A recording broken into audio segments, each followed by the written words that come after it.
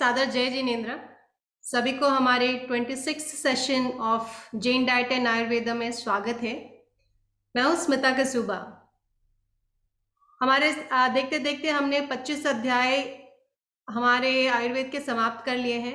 Of course हमें एक तरह का अंदाज हो गया है कि क्या ज़रूरी है और किस चीज़ों पे हमें ध्यान रखना है एक स्वस्थ शरीर को बनाने में। हमारे सारे दर्शकों से मैं उनको ये जानकारी दोबारा देना चाहती हूँ कि हमने इस चातुर्मास और पर्यूषण के समय एक बहुत ही इंटरेस्टिंग 31 डेज का चैलेंज रखा है। आई होप आप सबों ने हमारे पोस्टर को देखा होगा।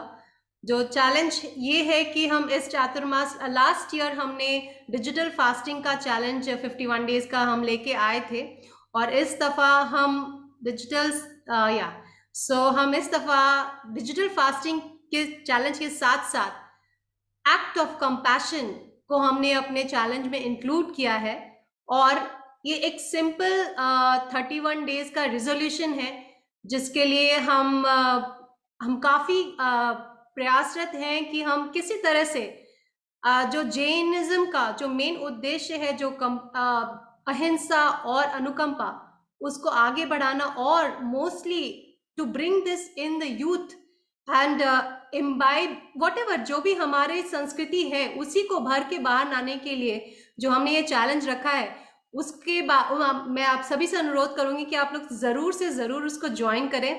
ऑफ कोर्स प्राइस अमेजिंग है। प्राइस के तौर पे हमने रखा है पालिताना में पुष्प पूजा मूल नायक आदि शब्द भगवान की पुष्प नवंगी और पुष्प पूजा का ये अनोखा प्राइज है। Do join this. Of course registration करने के लिए आपको सिर्फ स्कैन करना है and it will take you to a different group which is only for compassion and digital fasting group. There all the communications will be shared कैसे participate करना है एंड इट्स सिंपल इसमें स्टेप्स हैं जिसको हम लोग मोस्टली मंडे को disclose करेंगे and that what I wanted all of you to know that हमारा प्रयास यही है कि किस तरह से हम लोग जिन चीज़ों के बारे में चर्चा करते हैं जिस तरह का बदलाव हम चाहते हैं समाज में हमारे युवाओं में हमारे बच्चों में उन बदलावों को लाने का ही हमारा प्रथम प्रयास है। Of course, I don't want to disclose much because I want you to first join our group and then you come to know what this is about and please join and it will motivate us a lot in that way. In the next 2 weeks, we will also have another round of quiz competition जो हमने last time रखा था उसका second part क्योंकि हमने more than 10 sessions इस बीच हमने पढ़ाई कर लिया है। तो बाय दिस वीकेंड हमारे सारे अभी तक के 2600 आज को 25 सेशन के सारे ट्रांसक्रिप्ट्स अवेलेबल हो जाएंगे। Please do go through because हमारा जो क्विज होगा वो खास कुछ अनाउंस करके नहीं होगा। It's gonna be on spur of the moment. So please do revise and going forward अगर हम आप सबों का अगर सुझाव रहा तो हम इसे एक बहुत ही सिलसिलेवार ढंग से एक एग्जाम के रूप में भी लेंगे जहाँ पे आपको मार्क्स मिलेंगे and you will come to know कि आपने नमो रियंताणं नमो सिद्धाणं नमो हरियाणं नमो वज्रायाणं नमो लोहे सर्वसाहरणं हे सुपंच नमस्कारो सर्वपापप्रणाशनो मंगलानं च सर्वेसिं परमं हवै मंगलम्। जय जगजीव जोनि वेयाणो जगगुरु जगानंदो जगनाभो जगबंधु जय जगप्रियामो वयम् जय सुयान प्रभो तीर्थयराणम् अपच्छिमो जय जय गुरुलोकाणम् जय महप्पा महावीर वंदे महायसं महाभागं महावीरं महावीरम् अमर नराय मह्यं चरमतीर्थयरं विमस्ततीर्थसर्व सर्वारिष्ट प्रणाशाय सर्वाभिष्टार्थदायिने सर्वलब्धि निदानाय श्री गौतम स्वामिने नमः। अज्ञानतिमिरान्धानं ज्ञानाञ्जनशलाकया नेत्रमुन्मीलितं येन तस्मै श्रीगुरवे नमः। अभी आज दिन तक हमने क्या खाना क्या खाना क्या खाना क्या खाना एक ही बात की है, लेकिन अब क्या नहीं खाना ये भी तो सोचना चाहिए।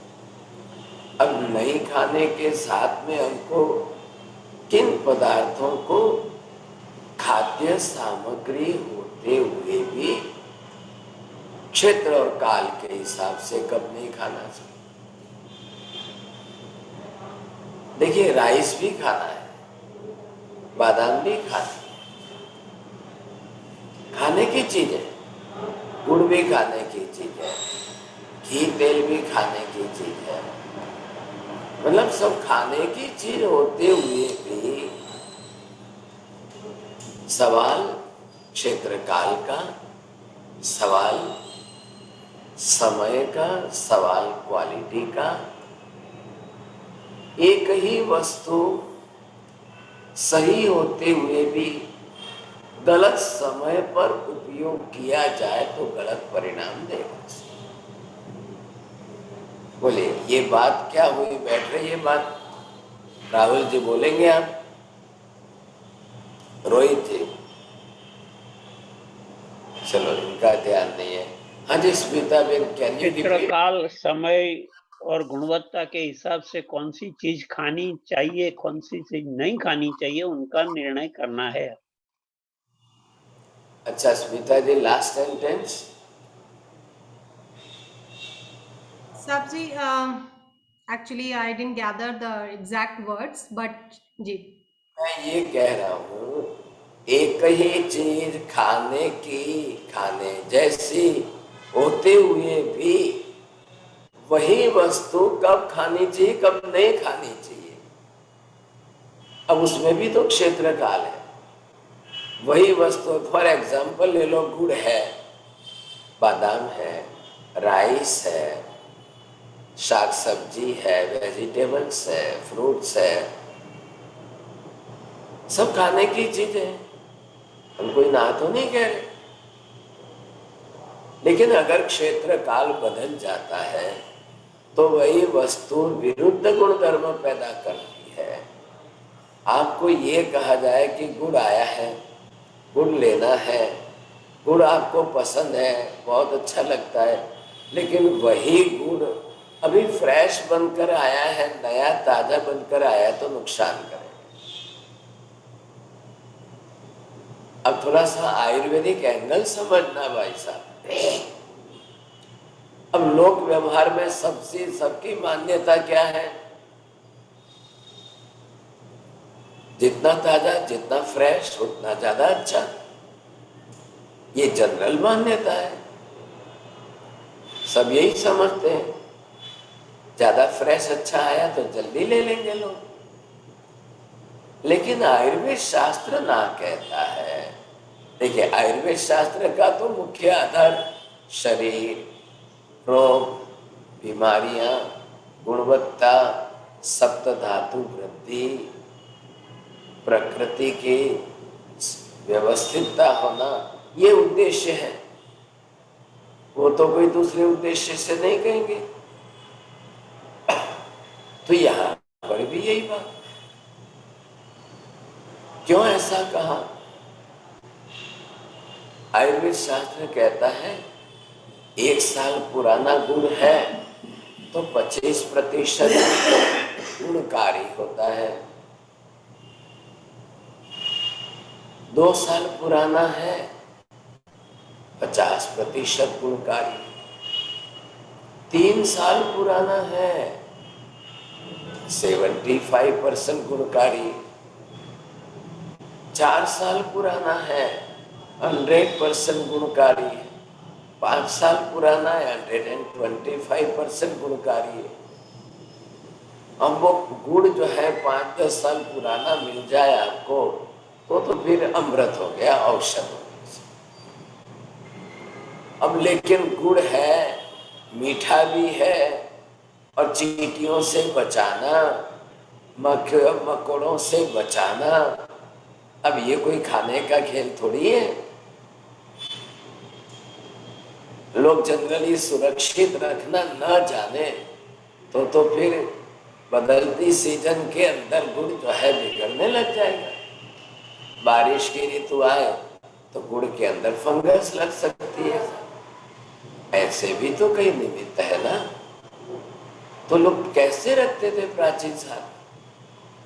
वैद्य, हकीम, डॉक्टर लोग 5-5 साल पुराना गुड़ आज भी रख करके औषधि उपयोग करते हैं, और उनकी औषधि उतने ही प्रतिशत मल्टीपल फायदा भी देती है सर।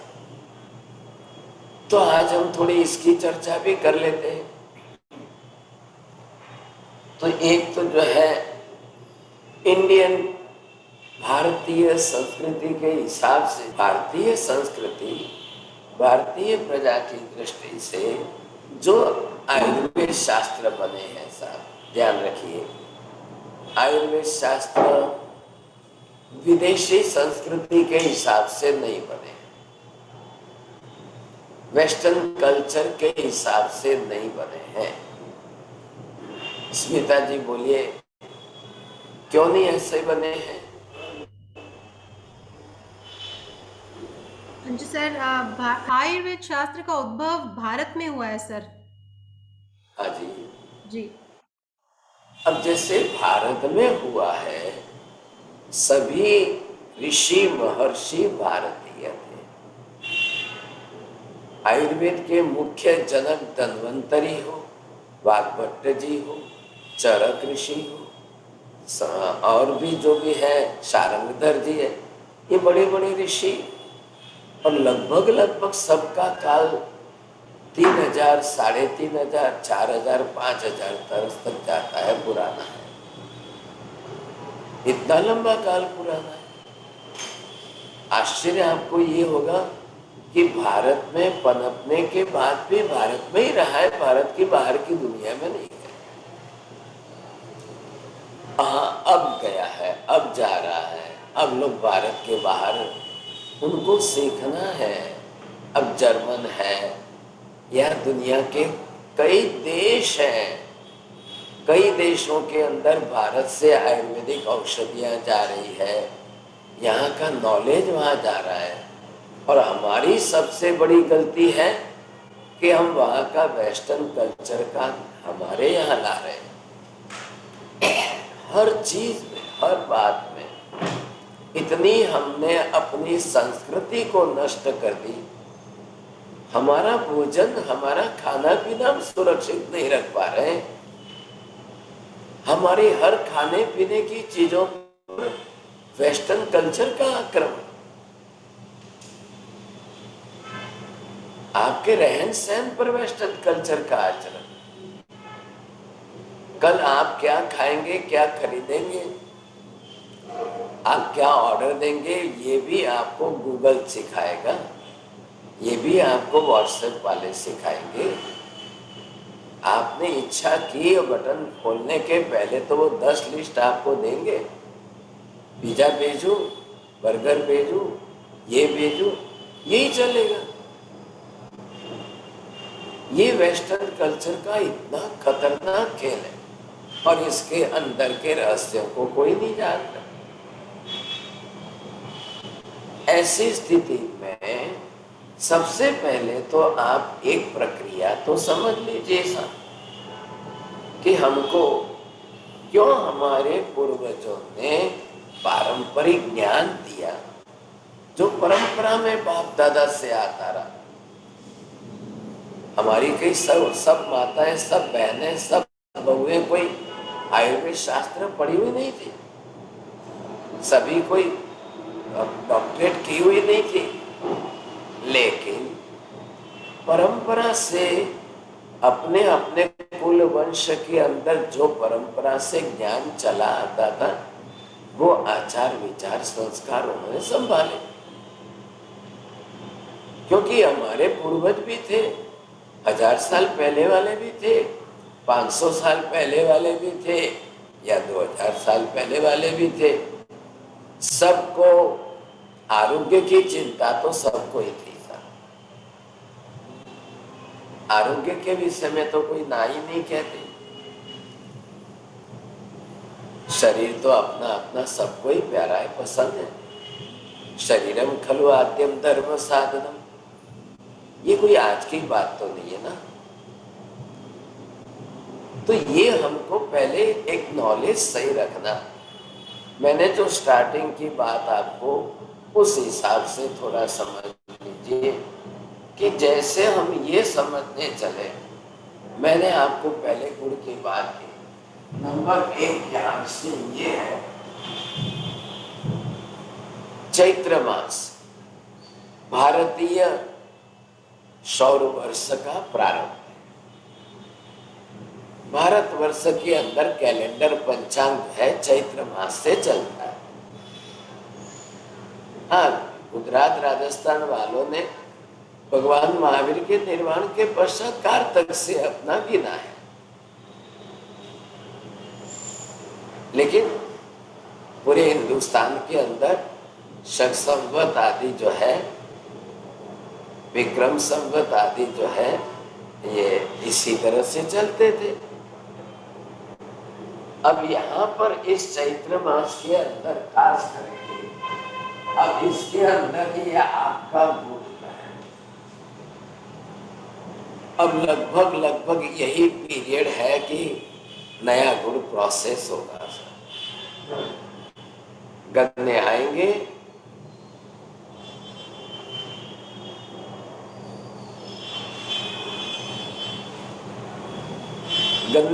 गन्ने की कटाई होगी। जैसे ही गन्नों की कटाई होगी, शुगर केन फैक्ट्रियों में पहुंचेगी, वहां सारी प्रोसेस चलेगी, नया गुड़ तैयार होता जाएगा। अब उसके अंदर के जितने टॉक्सिन्स वगैरह हैं अभी सब नष्ट नहीं हुए हैं। अब न मालूम क्या केमिकल, कितने केमिकल्स कैसे यूज कर रहे हैं, क्या प्रोसेस है।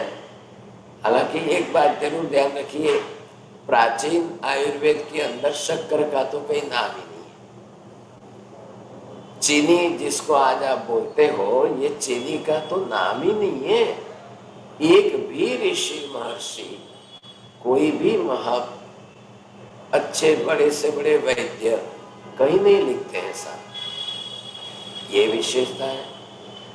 तो क्या कहते हैं भाई, अगर आपने नया नया ताजा आया हुआ गुड़ खा लिया तो वो फिर आपको तकलीफ देगा, बीमारियां कर लेगा, डाइजेशन नहीं होगा, आपको पेट में मरोड़ आ जाएगी, आपको हेडेक शुरू हो जाएगा, आपको हो सकता है थोड़ा सा टेम्परेचर आ जाए, हो सकता है आपके बॉडी के अंदर जो है वो धीरे धीरे सेट होने में अभी। तो इसलिए कहा है कि ताजा फ्रेश गुड़ नहीं खा। देखिए, गुड़ अच्छी चीज होते हुए भी, इतनी अच्छी चीज होते हुए भी काल समय आदि के हिसाब से कितना उसके ऊपर ऑब्स्ट्रक्शन लगाया गया है। अब चैत्र के बाद आगे बढ़िए, ये वैशाख महीना है। अब आप लगभग आपके हिसाब से समझिए कि ये या तो मार्च अप्रैल में आएगा, या ये अप्रैल में के आसपास, क्योंकि तिथि की वृद्धि क्षय से या अधिक मास आदि के कारण 10-15 दिन आगे पीछे होता रहता है। इंग्लिश कैलेंडर के साथ हम मैच नहीं कर सकते, लेकिन अब सबको इंग्लिश कैलेंडर याद है। आज तो ये तो भूल रहे हैं लोग, ये भी हमारी संस्कृति जा रही है, सोचिए। आज ऐसी स्थिति में तेल नहीं खाते।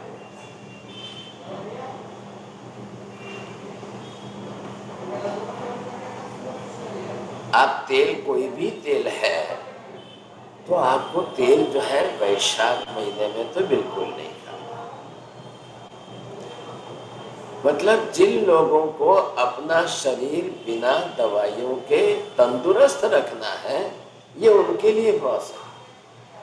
नहीं तो अभी मैं बोलूंगा और सीधा रिएक्शन हो जाएगा, अरे अरे अरे अरे अरे, बिना तेल के कैसे खाएंगे, बिना तेल की सब्जी कैसे बने, बिना तेल के, अभी रोने लग जाएंगे।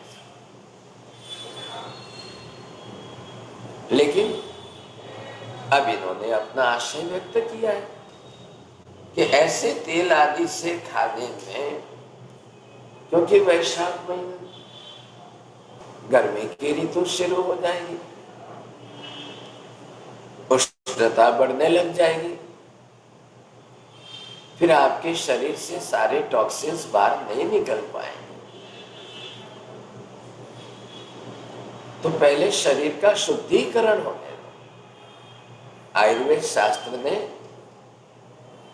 शरीर को पुष्ट करना या शरीर को शुद्ध करना, स्मिता जी बोलिए, to whom you give the first importance? शरीर का शुद्धिकरण को सर। देखिए 100 में से कितने लोग बोलेंगे इस मत वाले? Meena ben ji, what do you think about that? Either for the purification of the body, to cleanliness in the body. Cleansing the body is more important than the nutrition. So that Pushtikaran and Shuddhikaran. Pushtikaran in the sense energization, but the Shuddhikaran in the sense cleanliness, purification. What type of the purification? Inner side, internal organs.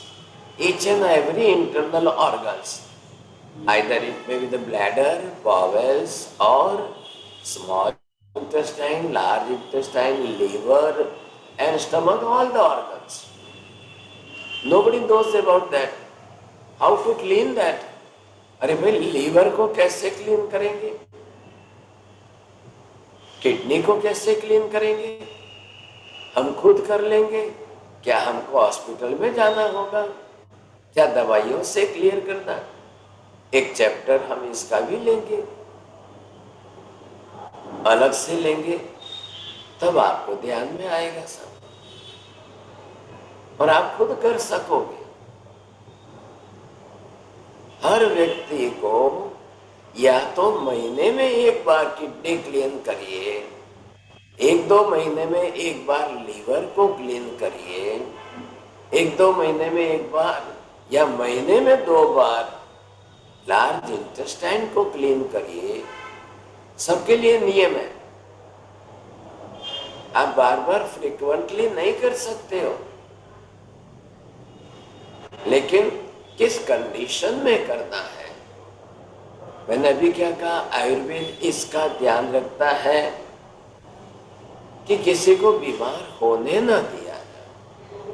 पहला नियम यह है, बीमार होना, बीमार बनने के बाद, रोगी बनने के बाद दवाई लेना, यह आयुर्वेद का लक्ष्य कम है।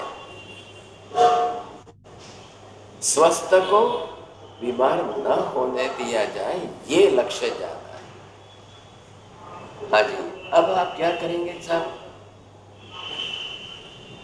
इससे आगे चलते चलते धीरे धीरे आप आए यहाँ पर। ये तीसरा है कौन सा? ज्येष्ठ मास आया। अब ज्येष्ठ मास के अंदर आपको जो है मुख्य लक्ष्य क्या रखा आपने?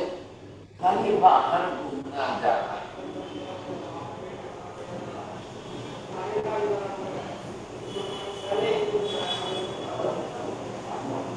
लेकिन अब ये आया कौन सा है? जून।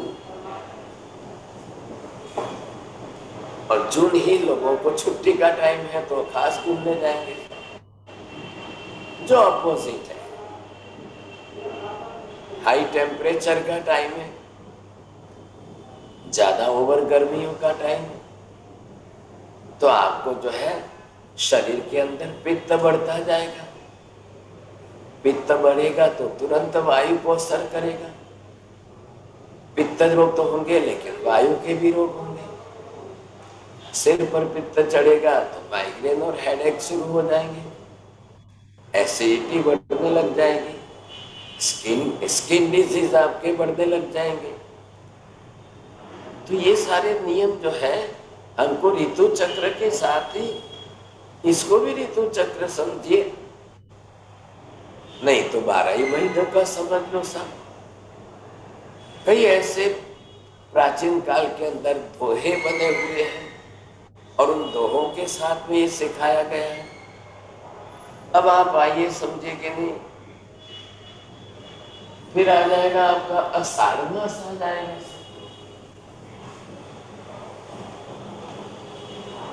अब ये आषाढ़ मास आया, अब बारिश की ऋतु सीजन शुरू हो जाने लगेगी सब। थोड़ी सी मध्यवर्ती ऋतु की संधि ऋतु है, प्रकृति बदलेगी आपकी। तो ऐसे समय में आपको सबसे पहले पानी पर नियंत्रण करना है सर। ख्याल है, पानी इधर आपने ज्येष्ठ मास में पानी ज्यादा पिया है, इधर आप पानी धीरे धीरे घटाते जाओ। फिर ये मत सोचो कि नहीं हमारे तो कोई भी सीजन आ जाए हम तो पानी पीते हैं। अरे कई लोग तो अंधाधुंध है, रोज सुबह उठ के 4-5 गिलास पानी पी ले। नहीं नहीं, ये तो बहुत अच्छे हाइड्रोथेरेपी है। ये अंधाधुंध पागलपन मत करिए आप।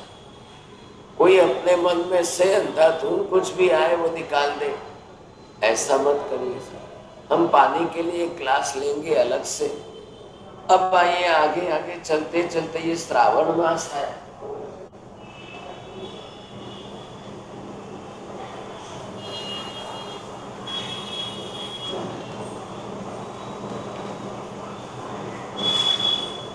अब श्रावण तो हैवी रेन का टाइम है ये।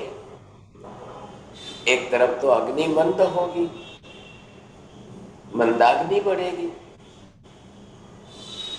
बादल है, बारिश है, डाइजेशन वीक होगा।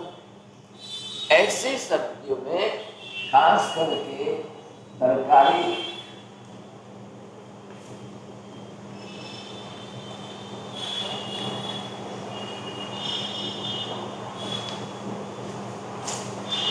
शाक सब्जियों का सेवन वर्ज्य किया है। स्पेशल श्रावण महीना है, धर्म की दृष्टि से ये व्रत, पचखान, उपवास, आंबिल, तपस्या का महीना है। तो हरी सब्जियां, लीफी वेजिटेबल्स, पत्तियों वाली भाजियां, क्योंकि उसके ऊपर छोटे छोटे जीव जंतु बहुत बैठते हैं और फिर वो उसके साथ में इतने चिपक के रहते हैं, इतने चिपक के कि वो उनका पेट है ना, उन पर जीवन जी रहे, वो इतने जल्दी छोड़ नहीं पाते। और कई लोग तो यूं यूं खाली पानी छिड़क दिया हो गया, ऐसी गलती नहीं करनी चाहिए। ऐसे नहीं धोया जाता है, क्लीनलीनेस कोई धोते नहीं है साफ। और जिन लोगों को शेठानी बनना है और उनको खाली वेटरों से काम लेना है, तो वेटर कौन सा आपके लिए इतनी सेवा करने वाला? वो तो धोया नहीं धोया फटाफट, धोया नहीं धोया फटाफट। धोने का तरीका 4 घंटे तक सुबह पानी में भिगो के रखना है, और वो भी नमक डाल करके भिगोना है, तब जा करके धोया नहीं। उसके बाद में बाहर निकाल करके सब्जी बनाने के टाइम ही बाहर निकालना है। और वो भी ध्यान रखिए, आप उसको काट के टुकड़े करने के बाद नहीं भिगोना है। पहले आंखें के आंखें आपने जो भी लाए, करेले हैं, केला है, जो भी है, ऐसे के ऐसे इतना सा जो है नमक डालकर थोड़ा सा वार्म वाटर में 4 घंटे भिगो के रखें। ये आज के कलयुग के हिसाब से, क्योंकि एक तो पेस्टिसाइड्स, केमिकल्स इतने ओवर है, इतने ओवर है, इसका क्या करेंगे? बचना है तो कोई रास्ता नहीं। आप पूरा महीना श्रावण महीने में, अधिकांश लोग इसीलिए तो व्रत, पचखान, तप में चले जाते हैं। ये सब्जियां खाकर, शाक सब्जी खाकर बीमार होंगे, इसके बजाय भाई तब करो। क्योंकि किसी के घर में ये भाजी लाना है, आज ये भाजी लाना है, आज वो पत्ते वाली भाजी है, कोई नाम अलग अलग से लाएंगे। फिर किसी को भिंडी ज्यादा पसंद है, किसी को ये लौकी पसंद है, किसी को वो। तो ये आपको 1 महीने के लिए आपको वर्जय करनी चाहिए साहब। अब आप आते आते आइए साहब, अब आप आए भाद्रपद में।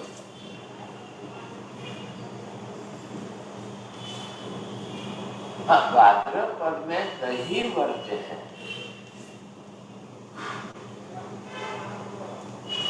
मुख्य रूप से दही वर्ज्य है। हाँ, दही क्यों वर्ज्य है साहब? पहली बात तो ये कि दही बनने में हल्की सी भी खटास न आए, गंध भी ना आए, तब तक दही बना नहीं कहलाता है।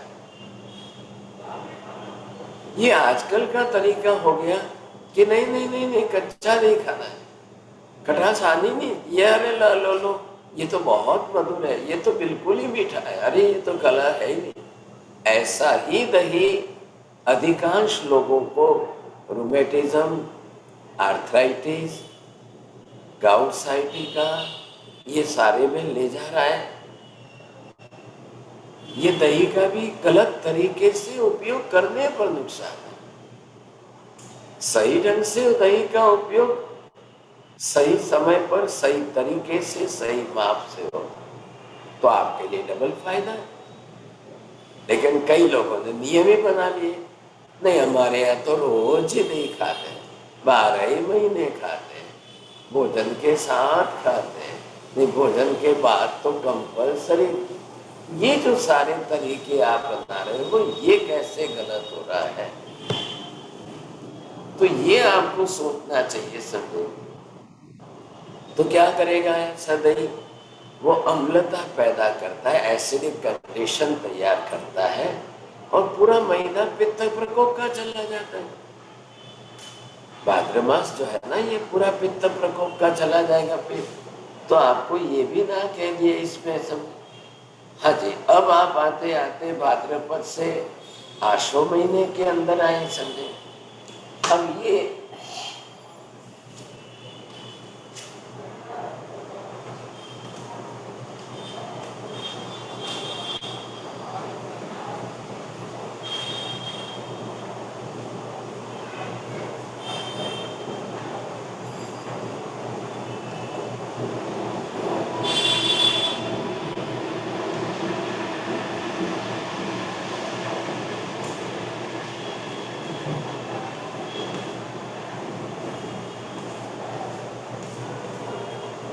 मतलब जो नहीं के लिए मैं पहले कह दूँ कि भी नहीं खाना है, इसलिए मैं ये आपको साइन दे रहा हूँ कि भी हमें नहीं करना है, नहीं खाना है।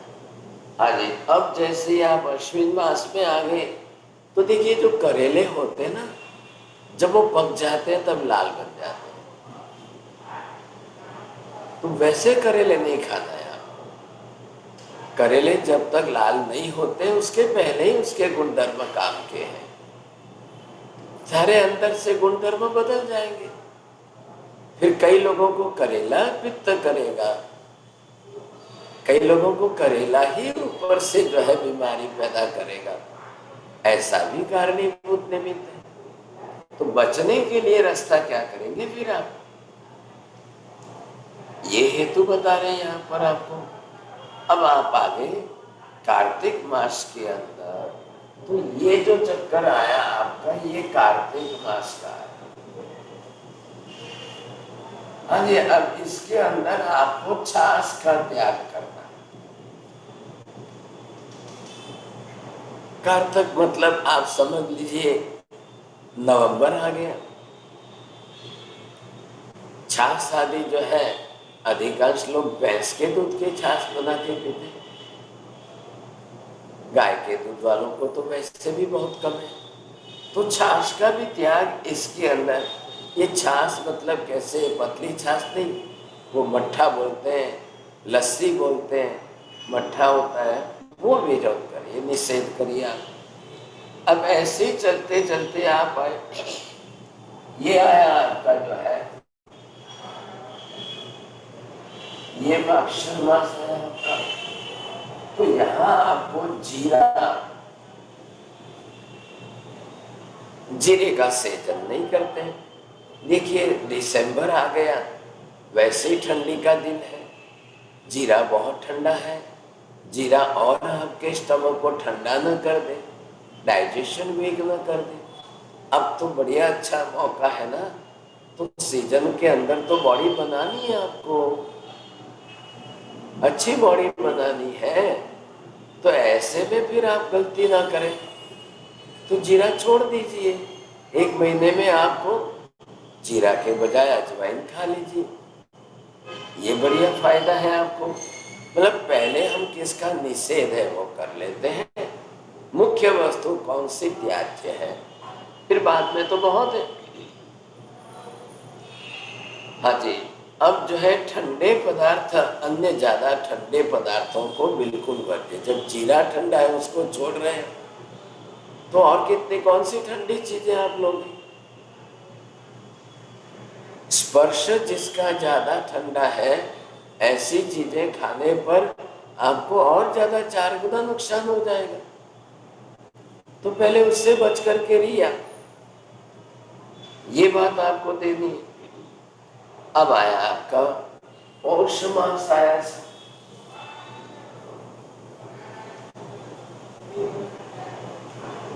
ये फिर आगे जनवरी फरवरी आ जाएगा। अब इस जनवरी फरवरी के पौष मास में आते आते यहाँ धनिया नहीं खाता।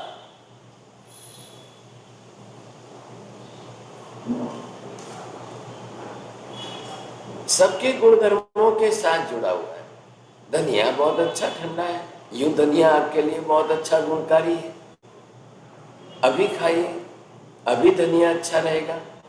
धनिया और सूंठ का मिक्स करके पाउडर पानी में उबाल करके पीना शुरू करिए, 1 सप्ताह बस। 1 कटोरी सुबह, 1 कटोरी शाम। कितना फर्क पड़ गया साहब? कितना लिया आपने? 1 चम्मच में दोनों मिक्स करिए, आधी चम्मच सूंठ, आधी चम्मच धनिया। हाँ जी, अब जिसकी पित्त प्रकृति है, ख्याल है, वो ध्यान रखेंगे। नहीं तो आपका पित्त वात दोनों जो है शमन होना चाहिए, तो बहुत अच्छा गुणकारी है ये। तो ये यहाँ पर आपको इस तरीके से बताया। आज अब आया आपका माघ मास आया।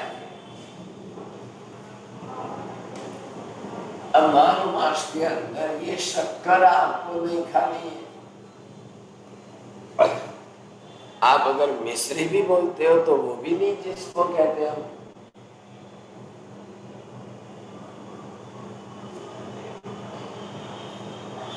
अब वैसे ही इतनी गरिष्ठ ऋतु है, अब वापिस सीजन बदल जाएगी। दिसंबर से जनवरी के बीच का पर्व आ जाएगा, तो उस समय के बाद में आपका ये आएगा जनवरी फरवरी का टाइम। आप शक्कर वगैरह से बचिए। तो देखिए बॉडी कैसे अपना बैलेंस बनाती है, एक दिन भी बीमार पड़ने की बात नहीं आएगी। ये नेचुरल चीज है, आयुर्वेद के शास्त्रों वालों ने दी हजारों साल से। अब लास्ट में आते आते फाल्गुन मास में आ जाइए। अब ये आया आपका फाल्गुन मास। अब इसके अंदर चना, ये राजमा, अब ये सब आपको क्या करना है। इधर फाल्गुन मास आते आते आते ठंडी घट जाएगी, अब उष्णता की तरफ जाएंगे, और फिर ये वातज पदार्थ हो जाएंगे, तो फिर और ज्यादा वायु बन जाएगी साहब। ये तो चलो इसके गुण हुए, लेकिन आपको ये भी समझना है कि राजमा जो है, ये राजमा जिन लोगों को पकाना आता है, उन लोगों के लिए सही ढंग से पकाने में कौन सा तरीका होता है राजमा पकाने का, हाँ जी बोलिए साहब। किसने कब पकाया है माता जी? आपने कभी राजमा बनाया है?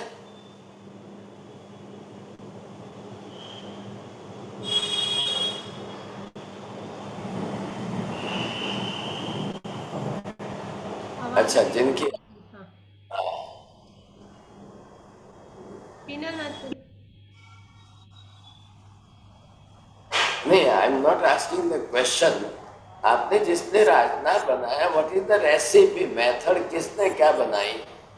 जहाँ तक मैं जानती हूँ सर, रात में भिगोते हैं तो 8 घंटे भिगो करके सुबह उस पानी के साथ, उसी पानी के साथ उसको उस बनाते हैं। अब आपने रात रात क्यों भिगोने का कारण बताया?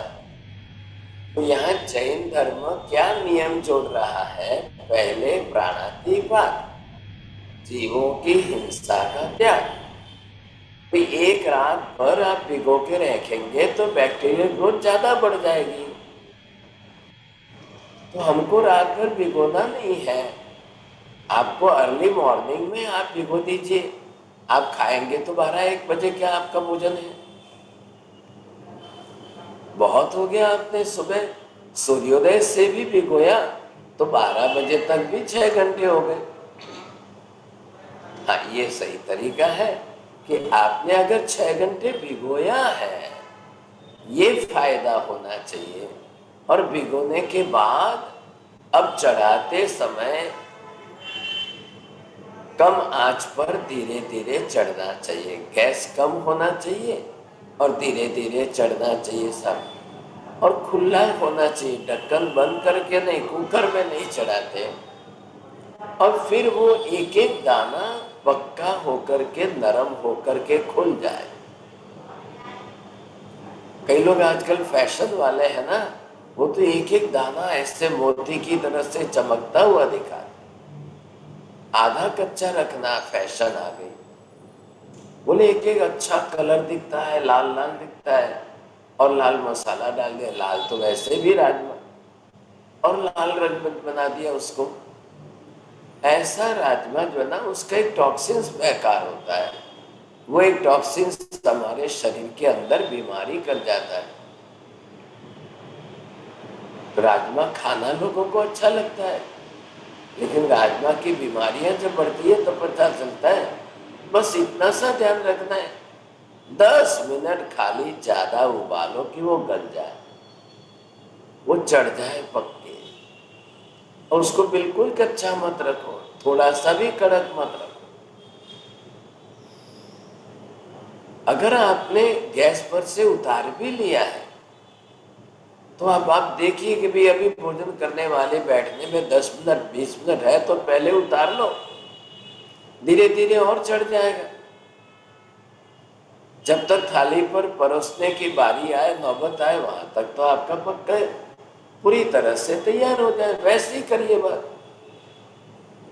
ये तरीका हो। अब दूसरी बात ले लीजिए साहब, राइस है। हम कई बार कहते हैं ना ब्राउन राइस अच्छा है, ब्राउन राइस अच्छा है, रेड राइस अच्छा है। लेकिन अब ब्राउन राइस के ऊपर जो छिलका होता है ब्राउन, उसकी एक टॉक्सिसिटी होती है, वो टॉक्सिन्स तैयार करते हैं, तो बड़ा नुकसान होता है फिर ब्राउन राइस से। अब कोई कैसे समझेगा, कोई क्या ध्यान देगा? तो ब्राउन राइस का पहले जब तक छिलका न हट जाए, फिर उसको सुबह में आप 6 बजे उठे हैं, 6 बजे 1 बार 2 बार 3 बार धो लीजिए, फिर वापस पानी निकाल के आधे घंटे और फिर भिगो के रखिए, फिर आके धोइए। हाँ, आपको सामायिक करनी है करके आओ, मंदिर जाना है जाके आओ, भिगो के रखिए, पड़ा रहेगा। फिर उसके बाद में आकर के 1-2 बार ऐसे ऐसे करके धो के निकाल दिया आपने पानी। जब तक 3-4-5 पानी आप उसको मसल करके धो के नहीं निकाल देते हो, वहां तक आप भिगो के मत रखिए। अब जब आपने आखिर 5 घंटे के लिए भिगो के रख ही दिया, 4 बार धोने के बाद 5-7 बजे के बाद आपने भिगो के रख दिया, तो वो पानी निकाल दो, फिर गैस पर चढ़ते समय नया पानी डाल के रखो। ये विशेषता होनी चाहिए, तो उसमें से टॉक्सिसिटी हट जाती है, सर टॉक्सिन जो है उसके वो निकल जाते हैं। अब आजकल ये छोटी छोटी बातें नहीं जानते और नुकसान बड़ा कर लेते हैं, तो टॉक्सिन्स के कारण भी नुकसान काफी ज्यादा हो जाता है। अब ये सारे जो नियम चल रहे हैं, ये हम Indian calendar, according to the Indian calendar के हिसाब से, जिसको चंद्रमास या चांद्रमास कहते हैं, उस हिसाब से चल रहे हैं। ऐसी कई चीजें हैं, कई नियम हैं, छोटे छोटे हैं, लेकिन बहुत उपयोगी पड़ रहे हैं। हमको दवाई तक पहुंचने की नौबत ना आए सर। हम बहुत वर्षों पहले छोटे छोटे बच्चे थे, तब हम सुनते थे हमारी दादाजी 100 साल के हुए, वो 100 साल के हुए, वो 100 साल, और ये कंपटीशन थी उस जमाने में। जिंदगी में किसी डॉक्टर के घर पैर नहीं रखा। बोलो भाई साहब, ऐसा कौन है जिंदगी में कभी डॉक्टर की दवाई नहीं खाई? तो ऐसे सैकड़ों मिल जाते थे, उनका बहुमान होता था, प्राइज होती थी। अब आज तो ढूंढने जाओ तो कोई नहीं मिलेगा। आज ये परिस्थितियां आ गई, आज तो रोटी कम और गोलियां ज्यादा खाने वाले।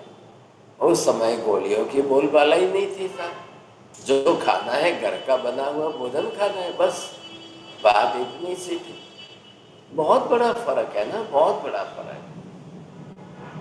तो ये कई चीजें इतनी अच्छी समझने जैसी है कि एक वास्तव में आयुर्वेद शास्त्र हमें एक पूरी जीवन शैली सिखा रहा है। आप निरोगी रहें, स्वस्थ रहें, आयुष्य में आप बीमार न पड़े, इसलिए आपके ऊपर इतना अच्छा प्रयत्न करके आयुर्वेद शास्त्र तैयार हुआ है।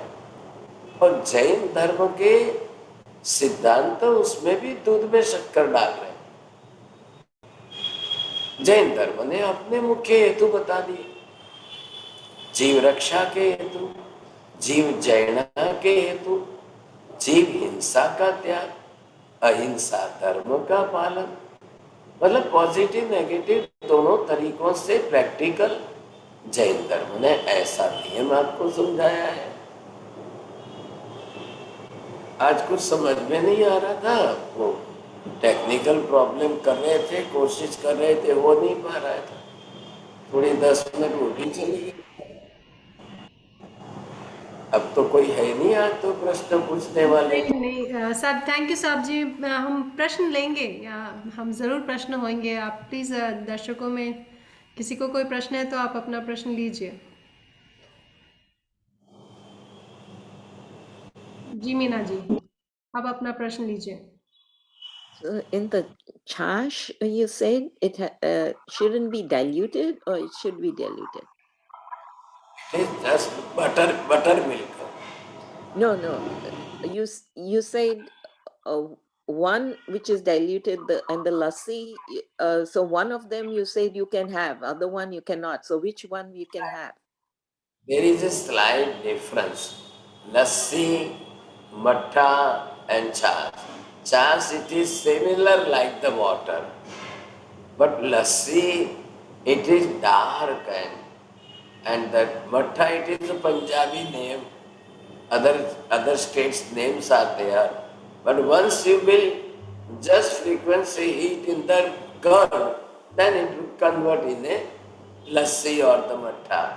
So that is harmful. If it is the chash like a water, simply, it is also good for health.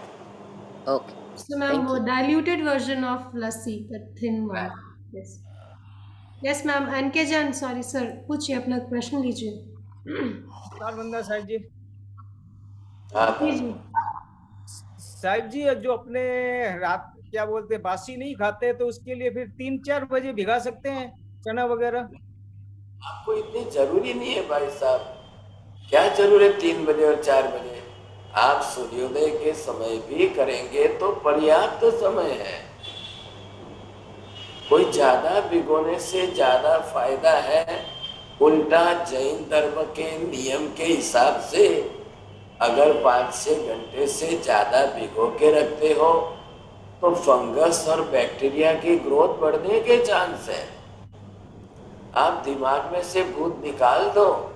10 घंटे 12 घंटे रात भर भिगोए, ये जैन धर्म के नियम नहीं है।